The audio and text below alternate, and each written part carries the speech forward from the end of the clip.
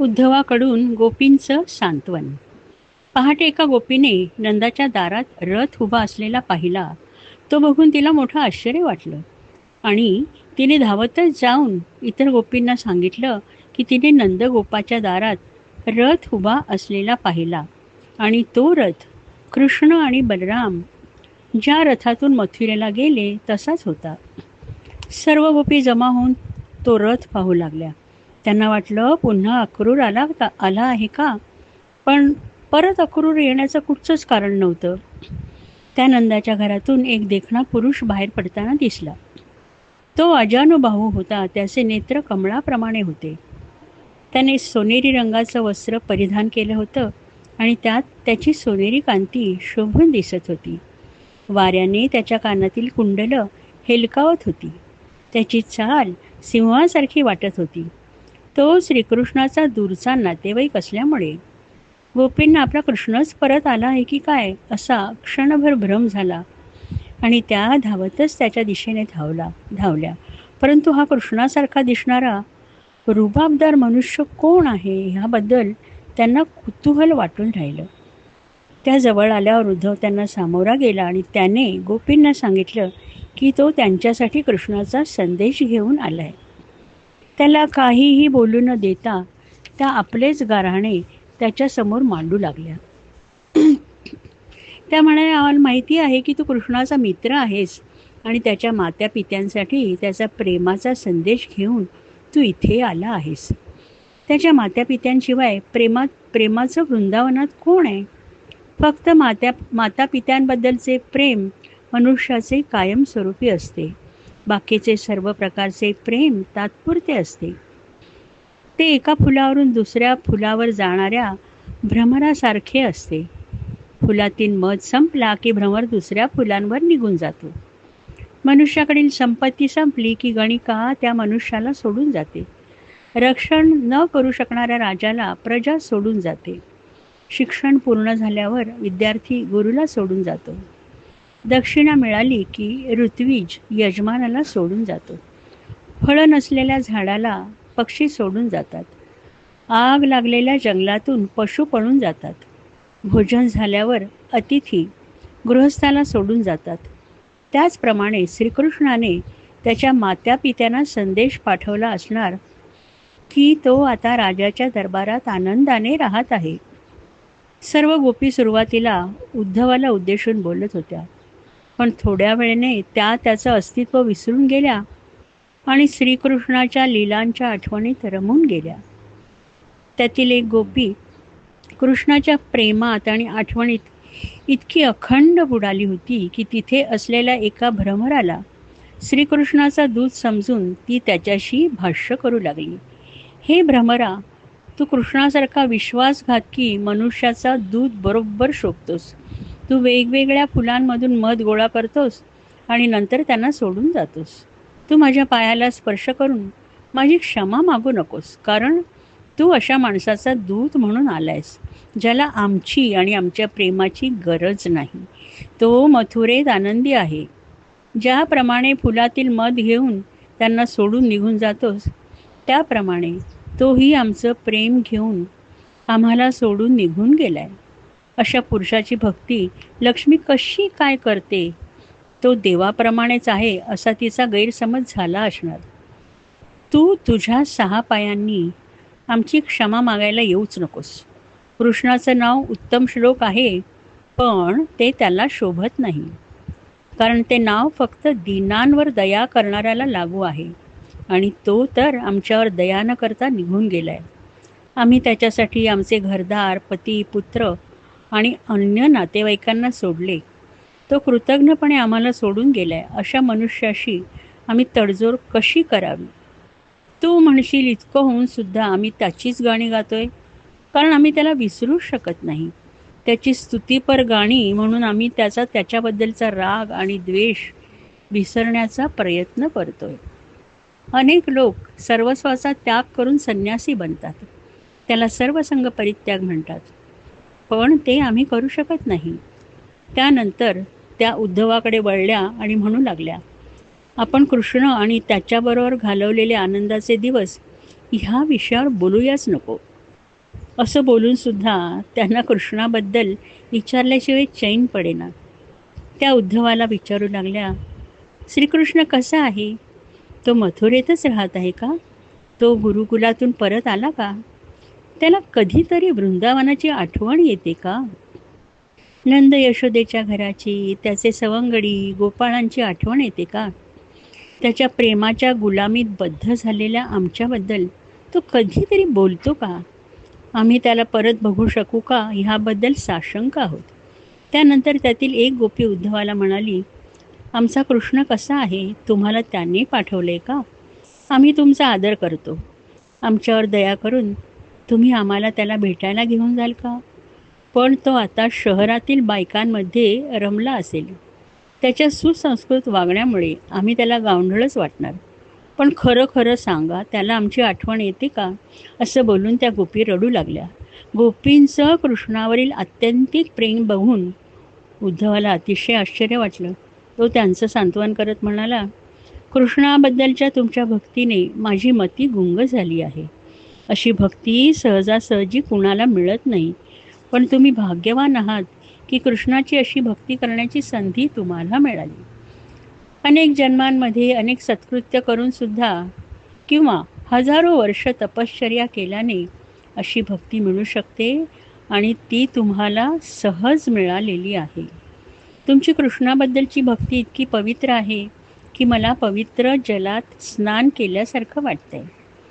त्यानंतर उद्धवाने कृष्णाचा संदेश सांगण्यास सुरुवात केली.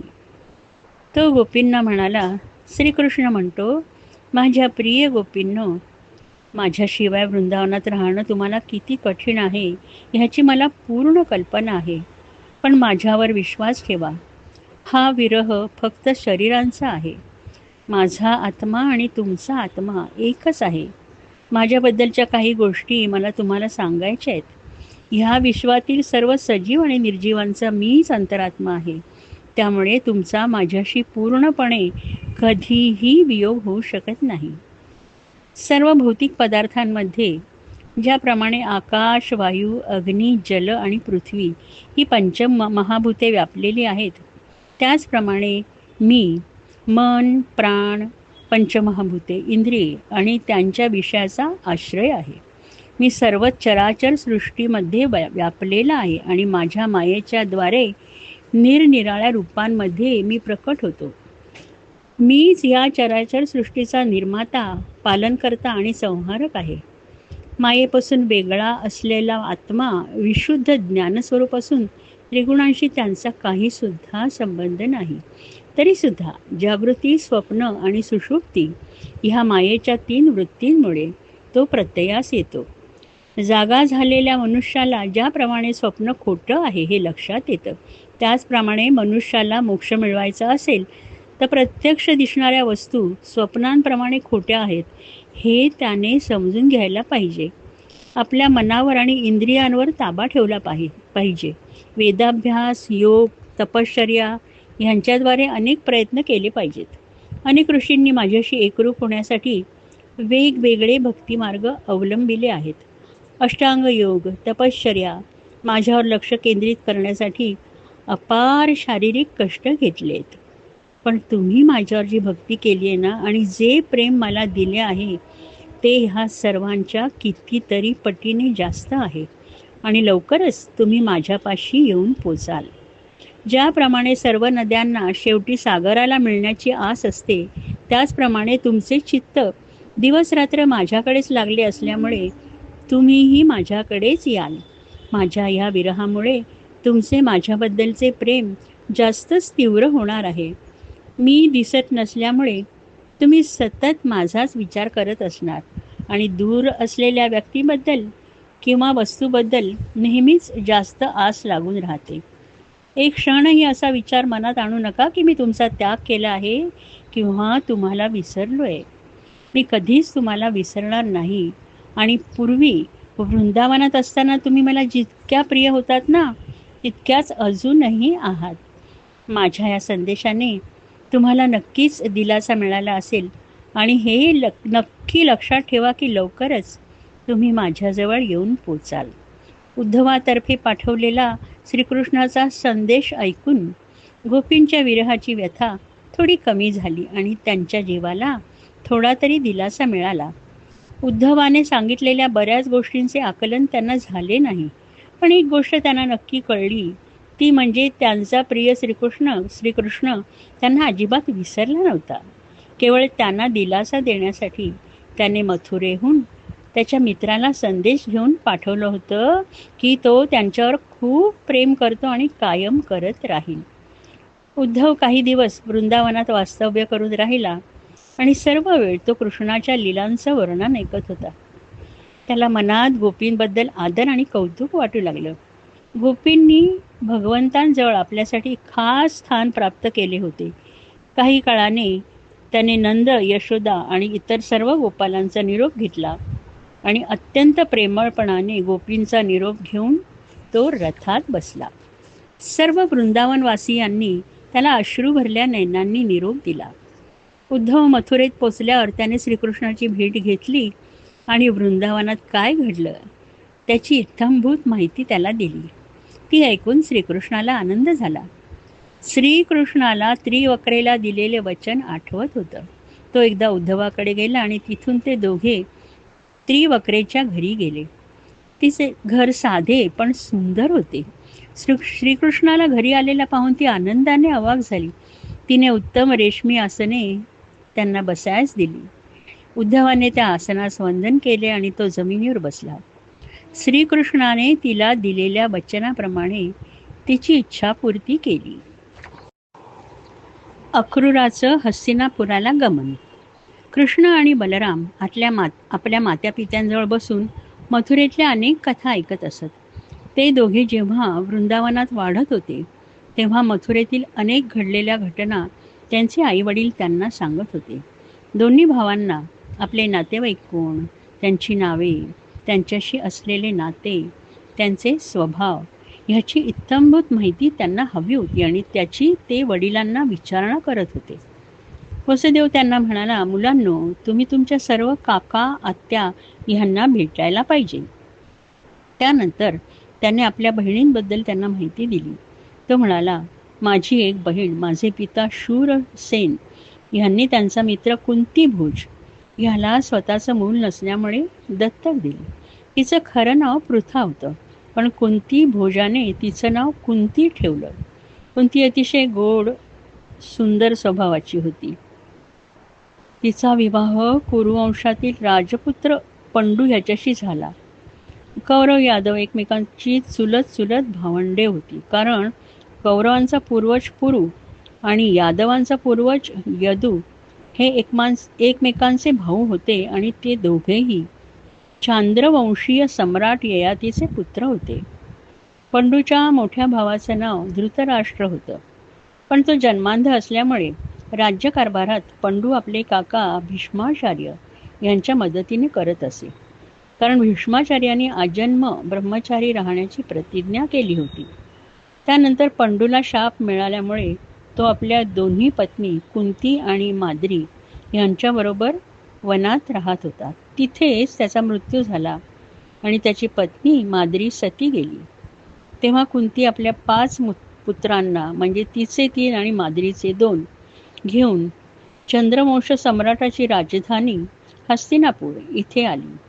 ही सर्व कथा वसुदेवाने आपली दोन्ही पुत्र बलराम आणि श्रीकृष्ण ह्यांना कथन केली. तो म्हणाला, माझी बहीण कुंती आणि तिचे पुत्र हस्तिनापुरात खुश नाही आहेत, कारण धृतराजाचा ज्येष्ठ पुत्र दुर्योधन ह्याला कुंती आणि तिचे पुत्र ह्यांचे हस्तिनापुरातील आगमन अजिबात आवडलेलं नाही आणि त्यामुळे तो सतत त्यांना वाईट वागणूक देत असतो. इतकी वर्ष मीच माझ्या दुःखात कैदखान्यात होतो, त्यामुळे मला माझ्या बहिणीसाठी काहीच करता आलं नाही. पण आता तुम्ही आला आहात. तुम्ही मथुरेतील आपल्या सर्व वंशजांना दुष्टकंसापासून मुक्ती दिली आहे. तेव्हा आता तुम्ही माझ्या बहिणीला आणि तिच्या पुत्रांना मदत करा आणि ज्या दुःखी परिस्थितीत ती आहे त्यातून तिला बाहेर काढा. ती खरी हस्तिनापूरची सम्राज्ञी असून सुद्धा तिची तिथे अवहेलना होत आहे. तेव्हा तुम्ही तिचं दुःख दूर करा आणि तिला मान सन्मान मिळवून द्या. आपल्या पित्याचे हे बोल ऐकून श्रीकृष्ण म्हणाला, आम्ही नक्कीच त्यासाठी प्रयत्न करू. श्रीकृष्णाने प्रथम अक्रूराला हस्तिनापुरात पाठवून तिथे काय परिस्थिती आहे हे समजून घेण्याचं ठरवलं. त्याप्रमाणे तो बलराम आणि उद्धवाला घेऊन अक्रूराच्या घरी गेला. अक्रूराने लांबूनच त्या तिघांना येताना पाहिलं तेव्हा त्याला अतिशय आनंद झाला. तो घाईघाईने दरवाजात त्यांचं स्वागत करण्यासाठी गेला. त्याने अत्यंत आदराने नमस्कार करून त्यांचं स्वागत केलं. त्यांना बसण्यास उत्तम आसने दिली. त्यांचे पाय पाण्याने धुतले. आपले मस्तक त्यांच्या पायांवर ठेवले. त्याने त्यांना फुलं अर्पण केली. चंदनाचं उटणं लावून त्यांच्या पायांना मालिश करू लागला. हे सर्व करताना त्याला इतकं गहिवरून आलं होतं की त्याच्या डोळ्यातून सतत आनंदाश्रू ओघळत होते. त्याचा कंठ दाटून आला होता. त्याने कसं बसं स्वतःला सावरलं आणि तो त्यांना म्हणाला, कंसाला मारून त्याच्या गुलामगिरीतून तुम्ही आम्हाला सोडवलं ह्याचा आनंद मी कसा व्यक्त करू. आम्ही सर्वजण वृषणी वंश, भोज वंश, यादव वंश आणि अंधक वंश मोकळा श्वास घेऊ शकतोय. मथुरा नगरी पूर्वीसारखी सुंदर झाली आहे. मला तुमचं खरं स्वरूप माहीत आहे. मथुरेला येताना यमुना काठी त्यानं ते पाहिलं होतं. भगवंता, तुम्हीच विश्वाचे निर्माते आहात आणि तुम्हीच त्यामध्ये अंतर्भूत आहात. सत्व, रज आणि तमस ह्या तीनही गुणांच्या साह्याने तुम्ही हे विश्व, त्यातील सर्व चल अचल गोष्टी निर्माण करता. तुम्ही निर्माण केलेल्या मायेमुळे तुम्ही ह्या पृथ्वीवर आहात असं सर्वांना वाटतं. पण तुम्हीच विश्वरूप आहात. तुम्हीच ह्या विश्वाचे निर्माते, पालक आणि सहाय्यक आहात. तुम्ही त्यापासून अलिप्त आहात. तुम्ही निर्माण केलेल्या गोष्टींमध्ये तुम्ही गुंतून पडत नाही. तुम्ही एकच सत्य आहात. परंतु मनुष्याच्या अज्ञानामुळे त्याला ते कळत नाही. तो माया आणि बंध ह्यामध्ये गुंतत जातो.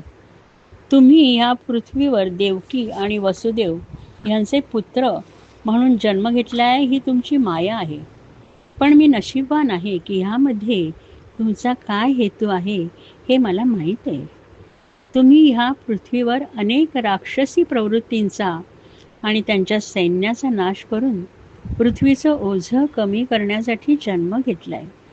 मी तुम्हाला एकच प्रार्थना करतो की माझी ह्या संसारापासून पत्नीचं, संततीचं प्रेम, संपत्तीबद्दलची आसक्ती, नातेवाईक ह्या सर्व बंधांपासून मुक्तता करा आणि तुमच्या चरणी मला आश्रय द्या, हीच माझी इच्छा आहे. हे सर्व ऐकून श्रीकृष्णाने मंदस्मित केले आणि तो म्हणाला, तुम्ही आमचे हितोपदेशक, चुलते आणि आदरणीय बांधव आहात. आम्ही आपल्या मुलासारखे आहोत. आपणच आमचे रक्षण पालन करून आमच्यावर कृपा करायची आहे. आपल्यासारख्या परमपूजनीय आणि महाभाग्यवान संतांची नेहमी सेवा केली पाहिजे. संत देवतांपेक्षाही श्रेष्ठ होत, कारण देवता स्वार्थी असतात. संतांचे ठिकाणी स्वार्थ नसतो. पवित्र पाण्याला तीर्थ असं म्हणतात. त्यामध्ये स्नान केल्याने मनुष्य शुद्ध होतो. किंवा दगडापासून किंवा मातीपासून बनवलेल्या मूर्तीची भक्ती करून मनुष्य शुद्ध पवित्र बनतो. पण या सर्वांना खूप काळ लागतो. तपश्चर्या करावी लागते. पण संतांचं नुसतं दर्शन होताच मनुष्य पवित्र होतो. अशा तऱ्हेने बराच वेळ बोलल्यानंतर शेवटी श्रीकृष्ण म्हणाला, आम्ही असं ऐकलंय की आमचे आतेभाऊ पांडव हे हस्तिनापुरात सुखी नाहीत. राजा धृतराष्ट्र काका असून सुद्धा त्यांना चांगली वर्तणूक देत नाही. त्याचा ज्येष्ठ पुत्र दुर्योधन तर अतिशय दुष्ट आहे आणि तो पांडवांचा द्वेष करतो. तो नाना प्रकारे त्यांना सतत त्रास देत असतो आणि धृतराष्ट्र त्याकडे दुर्लक्ष करतो. दुर्योधनाने पांडवांवर केलेल्या अत्याचारांकडे तो कानाडोळा करतो. म्हणून माझ्या वडिलांनी मला माझी आत्या कुंती आणि तिच्या पुत्रांना मदत करण्यास सांगितले. पण त्यांना प्रत्यक्ष भेटण्याआधी तू हस्तिनापुरी जाऊन तिथली परिस्थिती काय आहे हे जाणून घ्यावंस. तू परत आल्यावर तुझ्या निरीक्षणाप्रमाणे काय करायचं ते ठरवता येईल. त्यांच्या सुखासाठी मी नक्कीच प्रयत्न करेन, असं अक्रूराला सांगून श्रीकृष्ण बलराम आणि उद्धवासह आपल्या घरी परतला. हस्तिनापूर प्रतिष्ठित नगरी. हस्तिनापूर पौरवंशाच्या राजांची फार प्रतिष्ठित राजधानी होती. श्रीकृष्णाने सांगितल्याप्रमाणे अक्रूर तिकडे गेला. सर्व नगरीमध्ये पौरव वंशातील राज्य करणाऱ्या राजांनी मिळवलेलं यश दृष्टीपथात येत होतं. थोडा वेळ नगरीचं सौंदर्य बघून अक्रूर राजवाड्यात आला. तेथे भीष्माचार्य, राजा धृतराष्ट्र, त्याचा भाऊ व सल्लागार विदुर यांनी त्याचे हार्दिक स्वागत केले. तेथे कुंती, बाल्लिक, त्याचा पुत्र सोमदत्त, द्रोणाचार्य, कृपाचार्य, कर्ण, दुर्योधन, अश्वत्थामा, पांडव व इतर इष्टमित्र हजर होते. तो त्या सर्वांना भेटला. कंसाच्या गुलामगिरीतून मथुरेची मुक्ती केल्याबद्दल सर्वांनी त्याचं अभिनंदन केलं. कुंती आपला भाऊ वसुदेव आणि त्याची पत्नी देवकी यांच्याबद्दल चिंताग्रस्त होती. पण अक्रूराने ते आनंदी असल्याचं तिला सांगितलं. त्यांनी जी काही माहिती मथुरेबद्दल हवी होती ती पुरवली. भीष्माचार्य व इतरांनी त्याला हस्तिनापुरात काही काळ वास्तव्य करण्याचा खूप आग्रह केला आणि त्याने तो मान्यही केला. कारण हस्तिनापुरात राहून सर्वांबद्दल माहिती मिळवणं हाच त्याच्या भेटीचा मूळ उद्देश होता. अक्रूराने तिथे राहून पांडवांचं शौर्य, त्यांची शालीनता, प्रजेला त्यांच्याबद्दल असलेलं प्रेम, शस्त्र वापरण्याचं त्याचं कसब हे सर्व काही स्वतःच्या डोळ्यांनी पाहिलं आणि त्याचवेळी दुर्योधनाच्या डोळ्यात त्यांच्याबद्दल असलेला मत्सरही पाहिला. लहान सहान गोष्टींमध्ये सुद्धा दुर्योधन आणि त्यांचे भाऊ पांडवांना वाईट वागणूक देत होते आणि हे सर्व धृतराष्ट्र चालू देत होता, कारण तो देखील आपल्या स्वर्गीय भावाचा मत्सर करत होता. अक्रूर जेव्हा कुंतीच्या घरी गेला तेव्हा ती आपल्या भावाजवळ बसली आणि तिने व विदुराने धृतराष्ट्रपुत्र पांडवांची किती वाईट वागतात याच्या कथा ऐकवल्या. भीमाला विषप्रयोग करून मारण्याचा प्रयत्न केला हेही त्यांनी सांगितलं. अजूनपर्यंत कुंतीला फक्त विदुराचाच आधार होता. पण आपला भाऊ वसुदेव आणि भाचा श्रीकृष्ण ह्यांनी मुद्दामहून आपल्या चौकशीसाठी अक्रूराला इथे पाठवलंय हे कळल्यावर तिच्या मनाला शांती मिळाली. तिने अक्रूराजवळ मथुरेतील आपल्या माहेरच्या आप्तेष्टांची ख्याली खुशाली विचारण्यास सुरुवात केली. ती म्हणाली, माझे मथुरेतील आई वडील, भाऊ बहिणी, भाचे, इतर सर्व नातलग कसे आहेत ते माझी आठवण काढतात का? त्यांच्या सुखदुःखाच्या प्रसंगामध्ये मी त्यांच्याजवळ जाऊ शकले नाही हे माझं दुर्दैव. माझा भाचा भक्तवत्सल आणि शरण आलेल्यांचे रक्षण करणारा भगवान श्रीकृष्ण आणि कमलनयन बलराम ह्यांना आपल्या आत्याची आणि आतेभावांची आठवण येते का? शत्रूंच्या गराड्यात असल्याने मी शोकाकुल आहे. लांडग्यांच्या कळपात हरिणी सापडावी तशी माझी अवस्था आहे. मी आणि माझे पुत्र जिवंत राहू शकू की नाही ह्याबद्दल मला शंका आहे. श्रीकृष्ण इथं येऊन माझे आणि माझ्या अनाथ पुत्रांचे रक्षण करील का? श्रीकृष्णाला सांग, आपल्या मुलांसह दुःखी असलेली मी तुला शरण आले, तूच आमचं रक्षण कर. अक्रूर आणि विदुराने तिचं सांत्वन केलं आणि अक्रूराने तिला सांगितलं, श्रीकृष्णाने ह्या पृथ्वीवरील दुष्टांचा नाश करण्यासाठीच अवतार घेतलाय.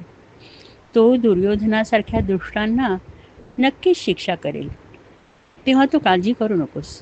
थोडा सोशिकपणा धर, तो तुला आणि तुझ्या पुत्रांना नक्कीच मदत करेल. अशा प्रकारे हस्तिनापुरातील सर्व माहिती गोळा केल्यानंतर अक्रूराने मथुरेला परत जाण्याची इच्छा दर्शवली. भीष्माचार्य आणि बाकीचे ज्येष्ठ लोक त्याला राहण्याचा आग्रह करत होते, पण तो म्हणाला, तो बरेच महिने हस्तिनापुरात राहिला, आता त्याला मथुरेला परत जाणं गरजेचं आहे, कारण राजा उग्रसेन आणि वसुदेवाला त्याचं तिथे असणं आवश्यक आहे. तेव्हा सर्वांनी नाखुशीनेच त्याला परत जाण्यास संमती दिली. अक्रूराला असं वाटलं की परत जाण्याआधी धृतराष्ट्राला मोलाचा सल्ला द्यावा, ज्या योगे तो त्याचा सकारात्मकतेने विचार करेल आणि त्याचं मन अंतर्मन शुद्ध होईल आणि तो आपल्या पुतण्यांशी प्रामाणिक वर्तन करेल. भीष्माचार्य आणि विदुरांच्या समक्ष अक्रूराला धृतराष्ट्राशी बोलायचं होतं. धृतराष्ट्र अतिशय दुष्ट स्वभावाचा होता आणि आपल्या मुलांवरील आंधळ्या प्रेमामुळे तो पांडवांवर सतत अन्याय करत होता. मथुरेला जाण्यापूर्वी त्याला त्याचे दोष दाखवून त्याला सद्वर्तनाचा सल्ला द्यावा असं अक्रूराने ठरवलं. अक्रूराचा धृतराष्ट्राला सल्ला. ज्या वेळेस भीष्माचार्य, विदुर आणि धृतराष्ट्र तिघही एकत्र होते तेव्हा अक्रूर त्यांना भेटायला आला. तो धृतराष्ट्राला म्हणाला, हे राजन, तू अतिशय उच्च कुरुवंशातील राजा आहेस. तू महाराज विचित्र वीर्यांचा ज्येष्ठ पुत्र आहेस. तुझा बंधू पंडू स्वर्गाला गेल्यावर तू राज्यावर बसला आहेस. तू धर्मानुसार प्रामाणिकपणाने राज्य करावेस, प्रजेला प्रसन्न ठेवावेस आणि स्वजनांबरोबर समान वर्तन ठेवावेस. असं करण्याने तुला लोकांमध्ये यश आणि परलोकी सद्गती प्राप्त होईल. तू जर विपरीत वर्तन करशील तर या लोकी निंदा होईल आणि मृत्यूनंतर नरकात जावं लागेल. म्हणून आपले पुत्र आणि पांडव ह्यांच्याशी समानतेने वाग. तुला माहीतच आहे की ह्या जगात कधीही कुणीही कोणाबरोबरही कायमचा राहू शकत नाही. हीच गोष्ट आपल्या शरीराच्या बाबतीत आहे. तर मग पत्नी पुत्रादिकांविषयी काय सांगणार? जीव एकटाच जन्माला येतो आणि एकटाच मरून जातो. आपल्या कर्मानुसार पापपुण्याचे फळसुद्धा एकटाच भोगतो. अधर्माने मिळवलेले धन स्वजन लुटतात. असे धन मिळवणारा मूर्ख असतो, कारण त्याला ते धन कधीच उपभोगता येत नाही. ह्या जन्मी तो संपत्ती मिळवण्यात इतका गुंतलेला असतो की पुढच्या जन्मासाठी लागणारे पुण्य साठवायला त्याला वेळच मिळत नाही आणि त्यामुळे ह्या जन्मात साठवलेली संपत्ती सगळे सोयरे हिरावून घेतातच आणि पुढच्या जन्मासाठी पुण्याची संपत्तीही नसते. तेव्हा हे राजा, लक्षात ठेव की हे जग म्हणजे माया आहे. तुझी बुद्धी वापर आणि तुझे लहरी मन ताब्यात आण आणि सारासार विचार करून सर्वांना सारखी वर्तणूक दे. हे माझे, हे दुसऱ्याचे, हे विचार मनातनं काढून टाक. अक्रूराचं बोलणं ऐकून धृतराष्ट्र म्हणाला, तुम्ही दिलेल्या उत्तम सल्ल्यामुळे मी तुमचा अतिशय आभारी आहे. तुम्हाला माझ्याबद्दल वाटणारी कळकळ मला समजते. तुमचा हा सल्ला म्हणजे मनुष्याला अमृत मिळालं तरी तो जसा तृप्त होत नाही त्याप्रमाणे मी सुद्धा ह्या उपदेशाने अजून तृप्त झालेलो नाही. तो परत परत ऐकावा असं मला वाटतंय. तुम्हाला मला काय सांगायचं आहे हे मला पूर्णपणे समजलंय. माझं मन सपाट जमिनीप्रमाणे असतं आणि तुमचा उपदेश पाण्याप्रमाणे असता तर तो त्यामध्ये राहून त्यापासून उत्तम फलनिर्मिती झाली असती. पण माझ्या पुत्रांच्या अतिप्रेमामुळे माझं मन डोंगराप्रमाणे झालंय व तुमचे उपदेशरूपी पाणी त्यावरून वाहून जात आहे. ज्याप्रमाणे आकाशात वीज क्षणभर चमकते आणि दृष्टीआड होते, तोच प्रकार आपल्या उपदेशाच्या बाबतीत होतोय. माझे पिता व्यास ह्यांनी मला सांगितलंय की सर्व शक्तिमान भगवंत पृथ्वीवरील भार उतरवण्यासाठी यदुकुलात अवतीर्ण झाले आहेत. त्यांची इच्छा असेल ना तसंच होईल. भगवंतांची माया अगाध आहे. ह्या मायेच्या द्वारे ते या जगाची निर्मिती करतात, पण स्वतः मात्र त्यामध्ये गुंतून राहत नाही. मनुष्याने केलेल्या कर्माप्रमाणे त्याला कर्मफळ मिळतं. ह्या जगराटीच्या निर्वेद चालींमागे त्याच्या लीलाशक्ती व्यतिरिक्त दुसरं कुठचंच कारण नाही. धृतराष्ट्र अक्रूराला म्हणाला, श्रीकृष्णाला माझा नमस्कार सांगा आणि मी त्याची वाट बघतोय असा संदेश त्याला द्या. अशा प्रकारे धृतराष्ट्राचा अभिप्राय जाणून घेऊन आणि सर्व मोठ्या लहानांचा व्यक्तिशः निरोप घेऊन अक्रूर मथुरेस परतला. तो लगेचच श्रीकृष्ण आणि बलराम ह्यांना भेटायला गेला. ते दोघेही त्यांच्या आतेभावंडांविषयीची वार्ता ऐकण्यास उत्सुक होते. ते सर्व वसुदेवाच्या महालात गेले. तेथे अक्रूराने हस्तिनापुरातील इत्थंभूत माहिती त्यांना दिली. हस्तिनापुरातील निरनिराळ्या लोकांबरोबर झालेलं संभाषण आणि त्यांच्या वेगवेगळ्या प्रतिक्रिया, मनाचा कल, सर्व काही त्यानं कथन केलं. शेवटी त्याने धृतराष्ट्राला केलेला उपदेश आणि त्यावर त्याचे संदिग्ध उत्तर हेही सर्वांना सांगितलं. आणि धृतराष्ट्र कधीही पांडवांची बाजू घेणार नाही आणि त्यांना सुखी होऊ देणार नाही, हे आपलं प्रांजळ मतही प्रतिपादलं. कालयवन.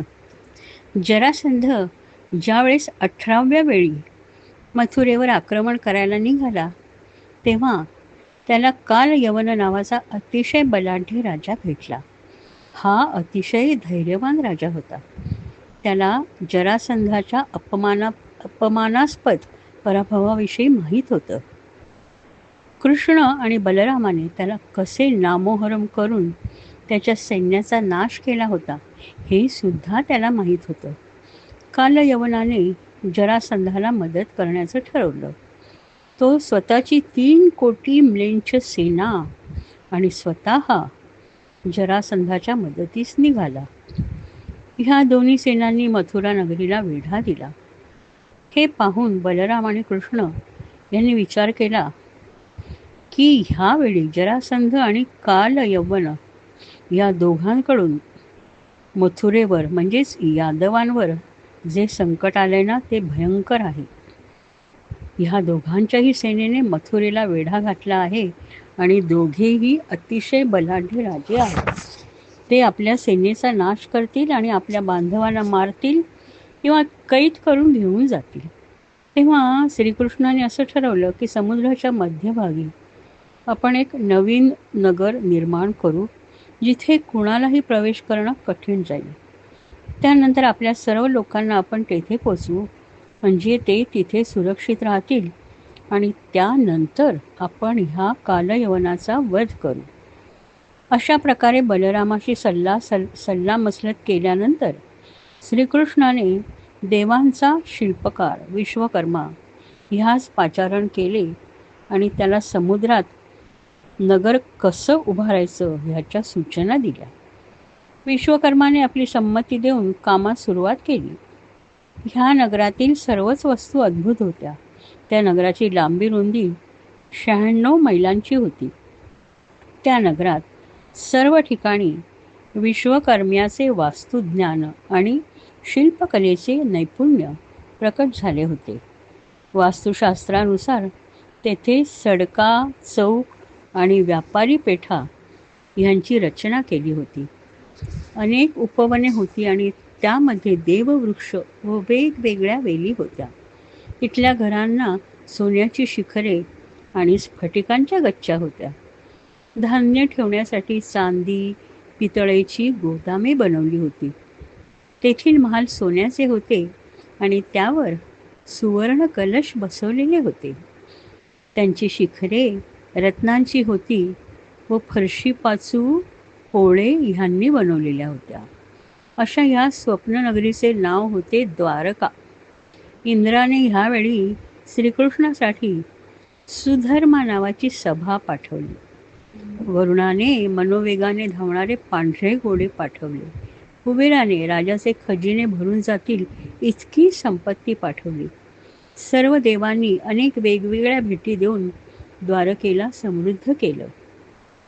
अशी ही द्वारका नगरी निर्माण झाल्यावर श्रीकृष्णाने आपल्या योगमायेने सर्व बांधवांना व प्रजाजनांना द्वारका नगरीत पोचवलं. एका रात्रीत मथुरा नगरी रिकामी झाली. त्यानंतर बलरामाशी सल्लामसलत करून पुढे काय करायचं ह्याचा निर्णय श्रीकृष्णाने घेतला. रात्र असल्यामुळे कालयवनाची सर्व सेना झोपली होती. पहाट झाल्यावर सगळं सैन्य जागं झालं आणि ज्या मथुरा नगरीत आपल्याला प्रवेश करायचा आहे त्याच्या महाद्वाराकडे सर्वांचं लक्ष केंद्रित झालं. इतक्यात त्या महाद्वारातून एक तरुण मुलगा हळूच इकडे तिकडे बघत दबक्या पावलांनी महाद्वारातून बाहेर पडताना दिसला.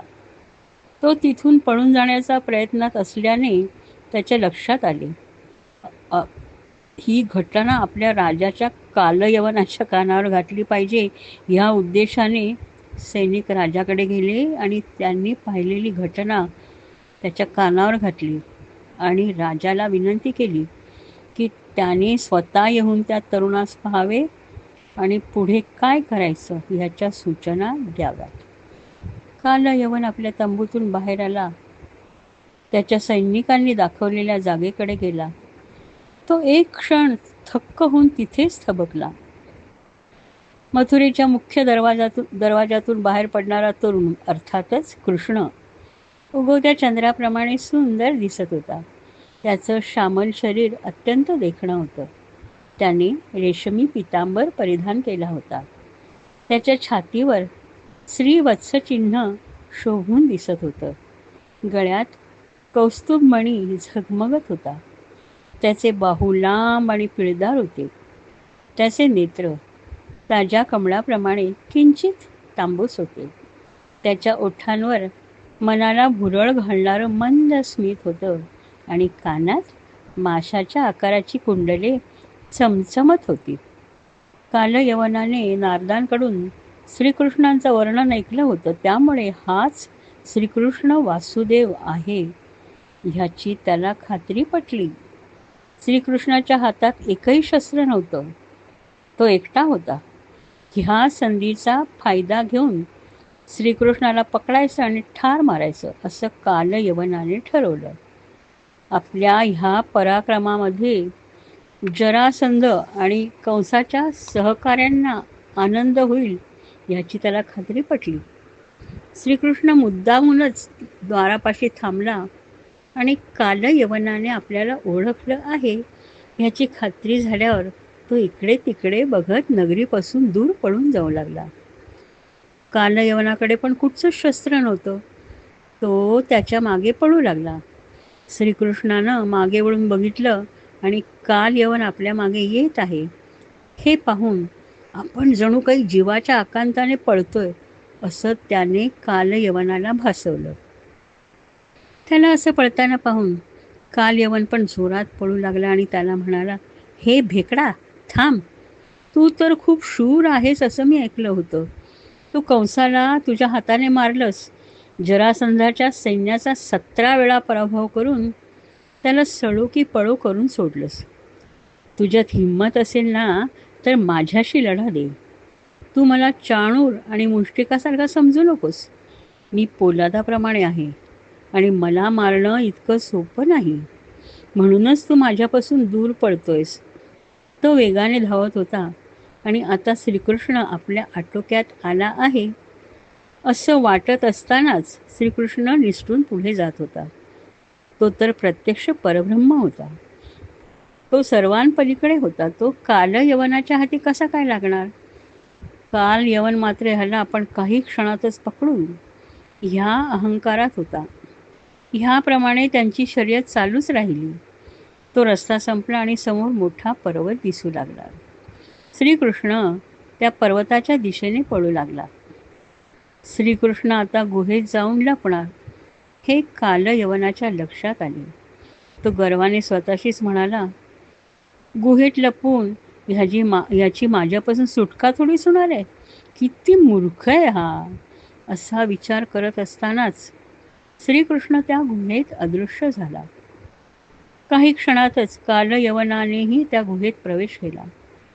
गुहेत अतिशय अंधार होता आणि तो प्रकाशातून आत शिरल्यामुळे त्याला काहीच दिसेना. पण काही क्षणांनी त्याचे डोळे अंधाराला सरावले आणि तो कृष्णाला शोधू लागला.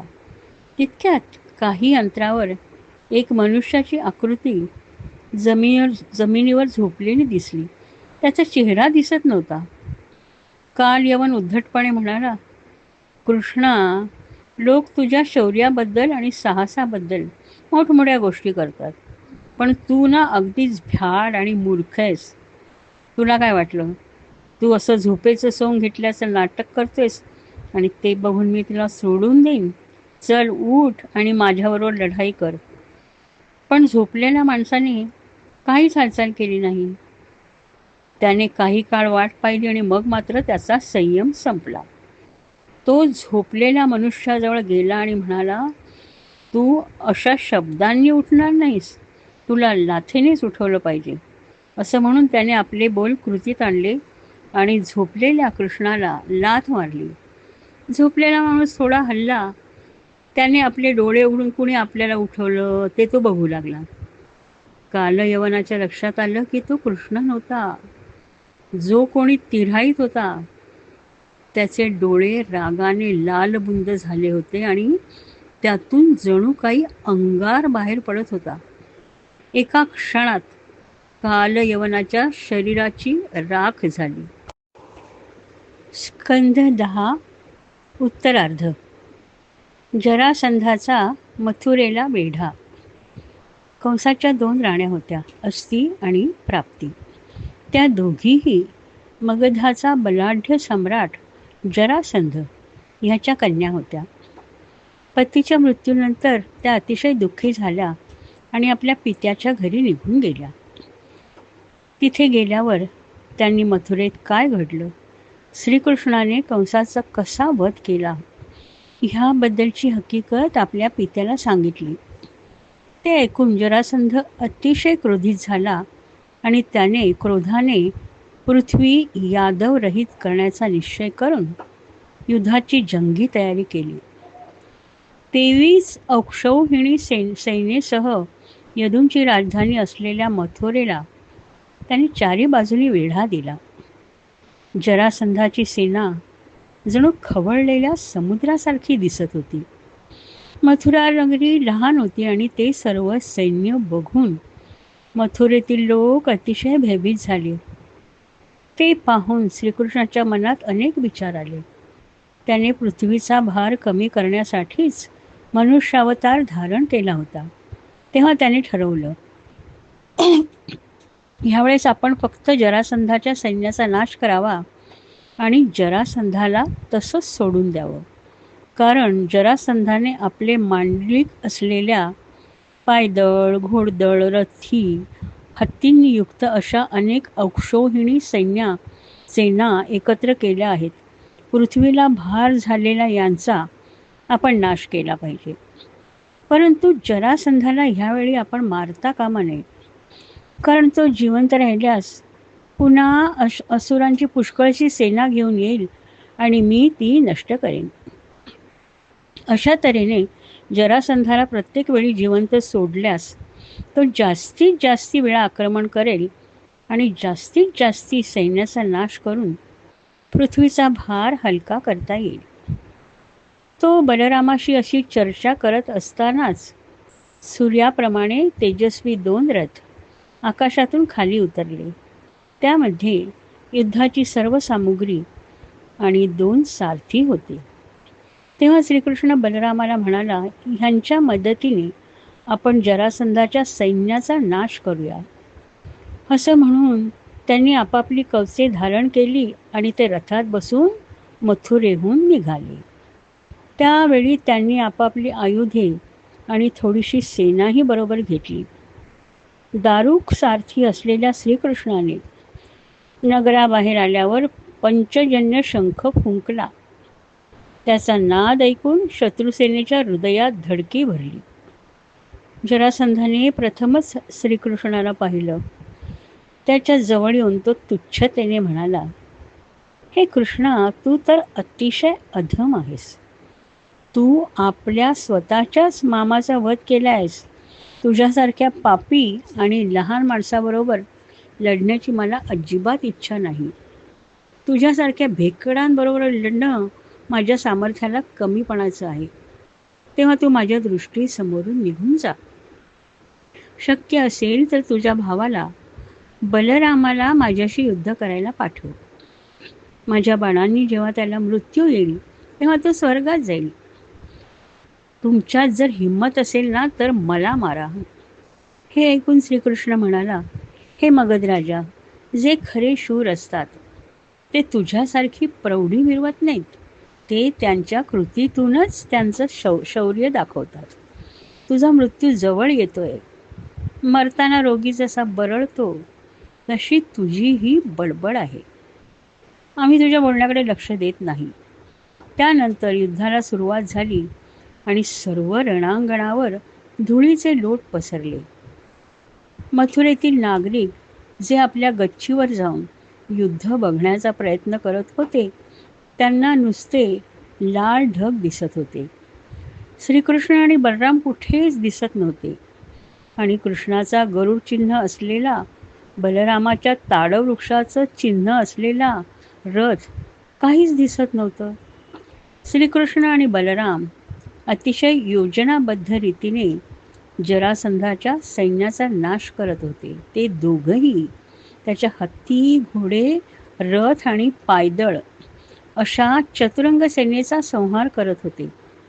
हळूहळू जरासंधाचं सर्व सैन्य नष्ट झालं. जरासंधाची जी सेना समुद्राप्रमाणे दुर्गम, भयावह आणि अपार होती ती जगदीश्वर वसुदेव पुत्रांनी नष्ट करून टाकली.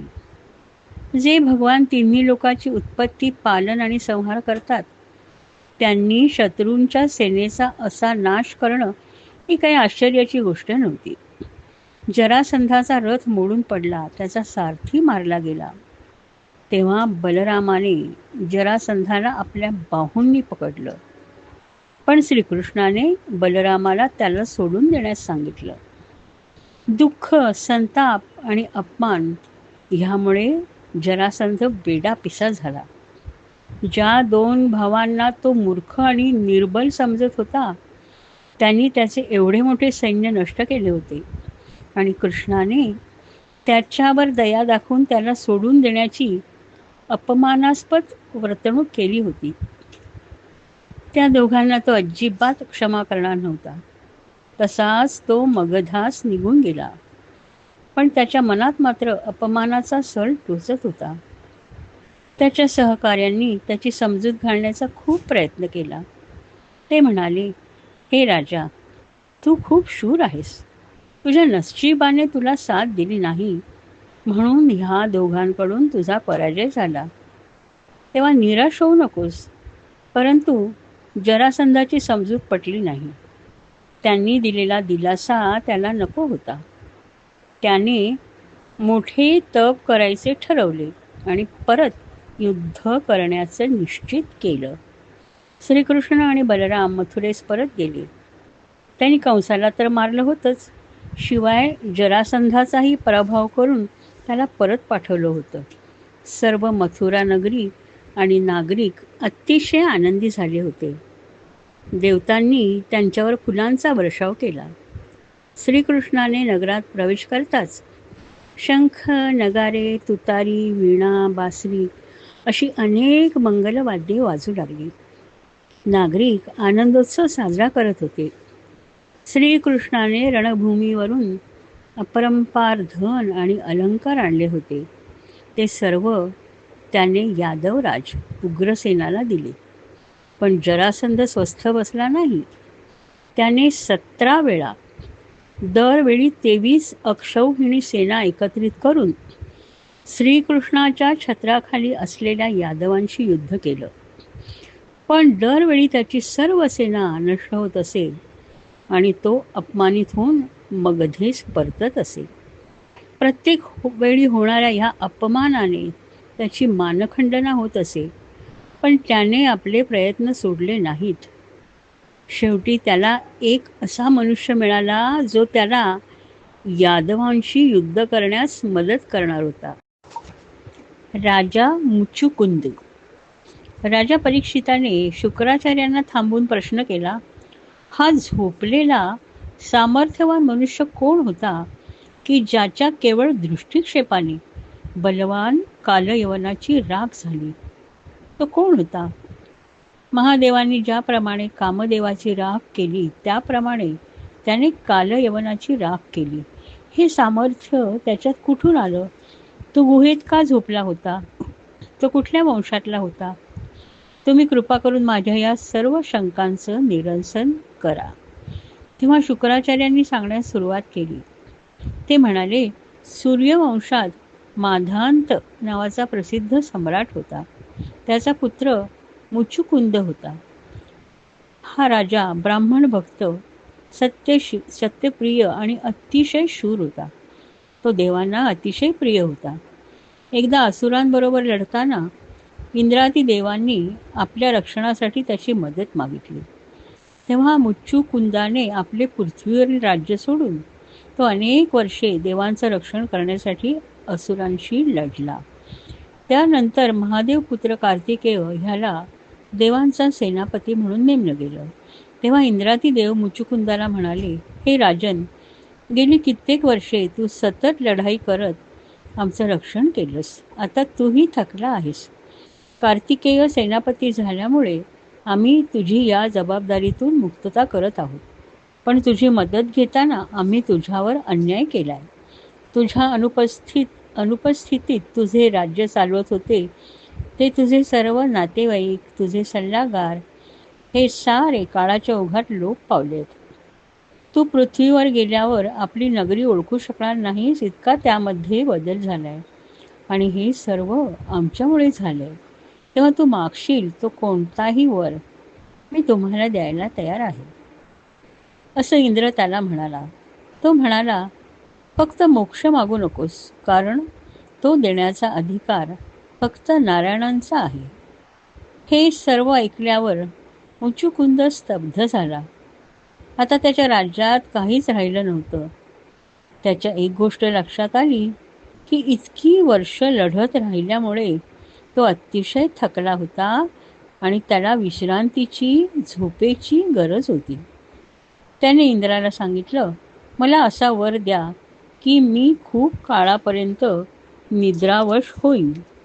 माझ्या झोपेत कुणीही अडथळा आणू नये. जो माझा निद्राभंग करेल, मला झोपेतून उठवेल, त्याचं भस्म होईल.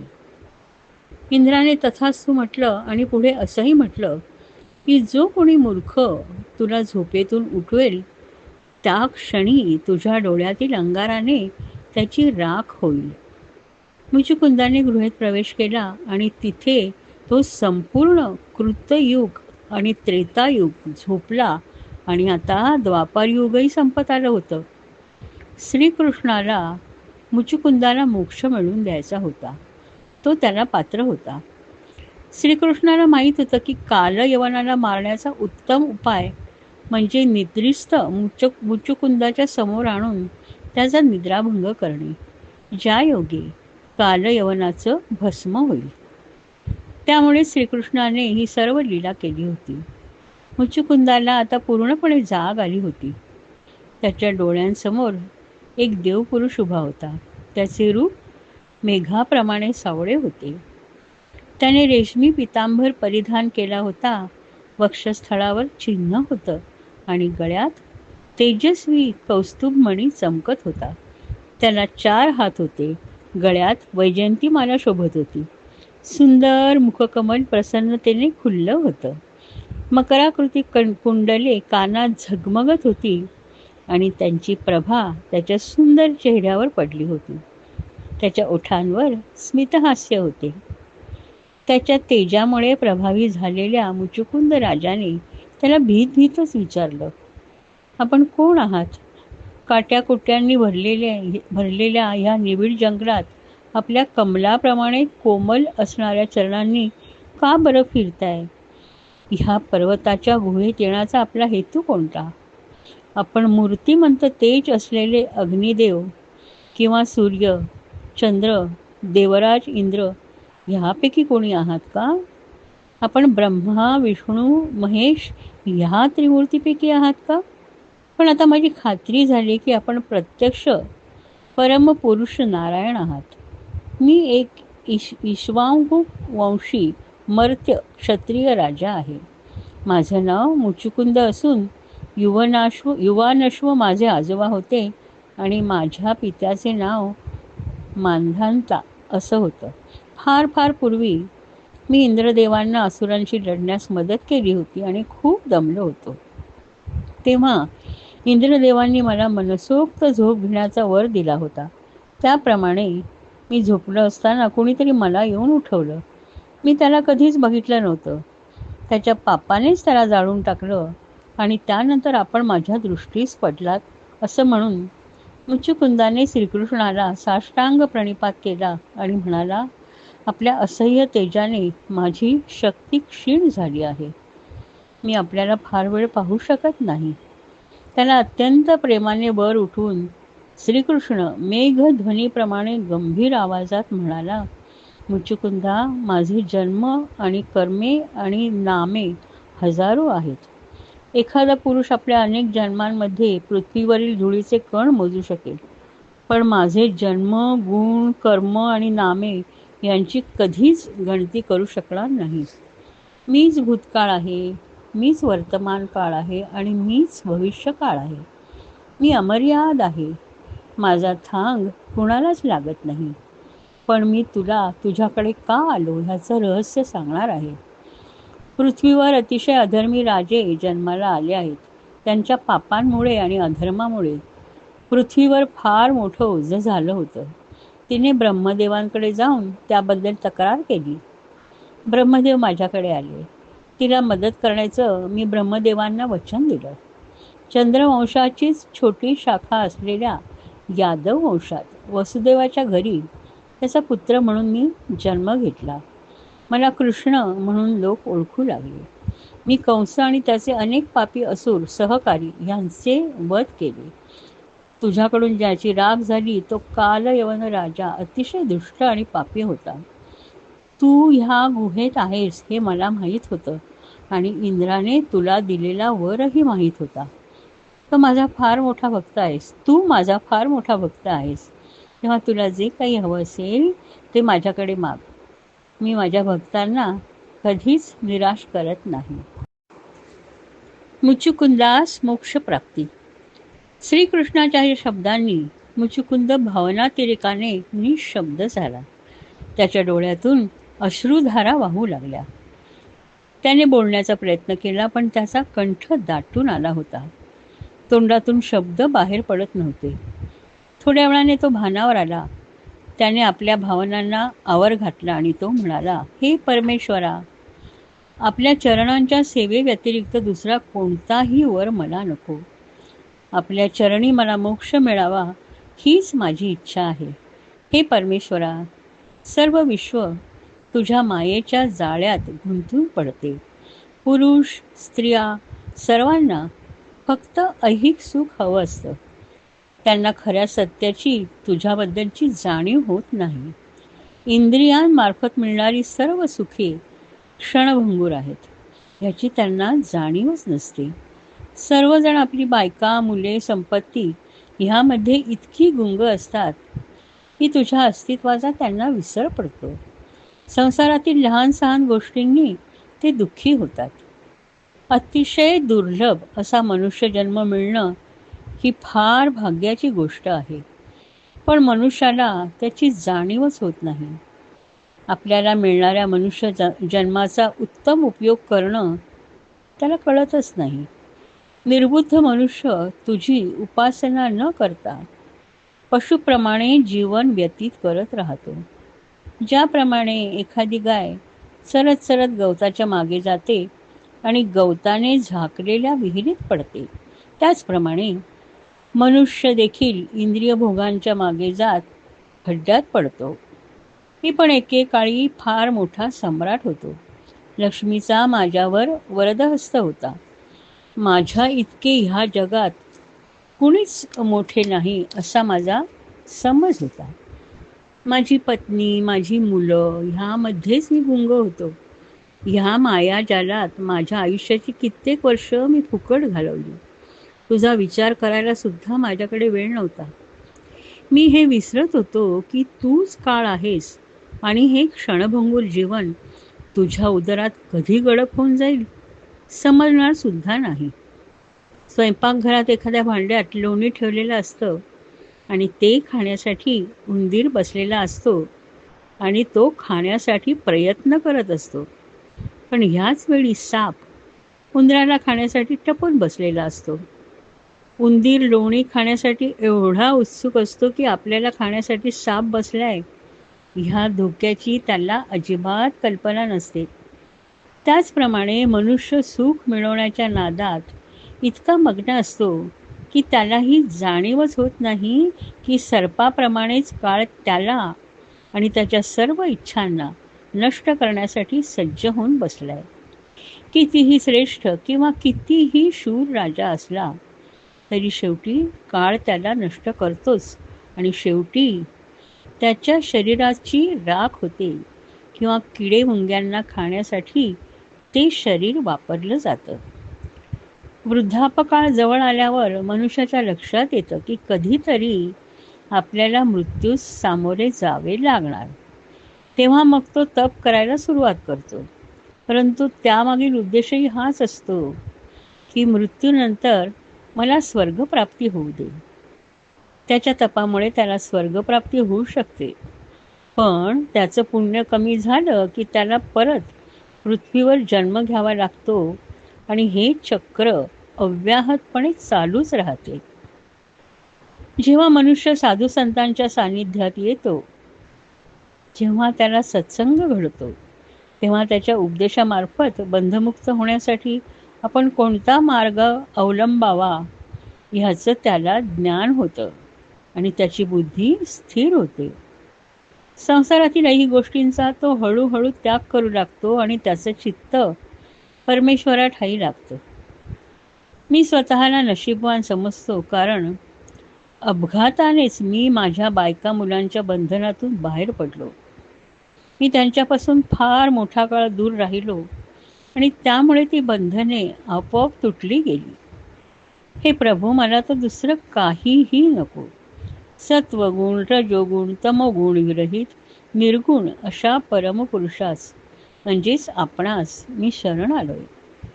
कर्मफळांच्या भोगाने मी त्रस्त झालो आहे. माझ्या इंद्रियरूप 6 शत्रूंची हाव कधीच संपत नाही. त्यामुळे मला आता फक्त आपल्या चरणी आश्रय द्या आणि आपण माझं रक्षण करा. राजाचं हे बोल ऐकून कृष्ण म्हणाला, हे सार्वभौम महाराजा, तुझी बुद्धी अतिशय पवित्र आणि उच्च कोटीची आहे. मी तुला वर देण्याचे वारंवार प्रलोभन दाखवलं, पण तू तुझ्या निश्चयापासून अजिबात ढळला नाहीस. अजून काही काळ तुला पृथ्वीवर काढावा लागेल, कारण क्षत्रिय असल्यामुळे निष्पाप प्राण्यांना मारण्याचे पाप तू केलंयस. माझी उपासना करत तपश्चर्येने तू ते धुवून टाक. त्यानंतर तुला अजून एक जन्म घ्यावा लागेल, तो ब्राह्मण कुळात असेल. तिथेही तू माझीच भक्ती करशील आणि त्यानंतर तू मला म्हणजेच परमात्म्याला प्राप्त होशील. संभाषण झाल्यावर श्रीकृष्ण आणि मुचुकुंद गुहेच्या बाहेर आले. श्रीकृष्ण निघून गेला आणि मुचुकुंदाच्या लक्षात आलं, तो फार काळ झोपल्यामुळे आजूबाजूचं जग खूप बदललंय. कलियुग जवळ येऊ लागलंय. त्यामुळे सर्व वनस्पती आणि पशु आकाराने लहान झाले आहेत. त्याचं मन आता पूर्णपणे स्वच्छ झालं होतं आणि तो उत्तरेकडे बद्रिकाश्रमात, जेथे नरनारायणांनी फार पूर्वी तप केलं होतं, तिथे तप करण्यासाठी निघून गेला.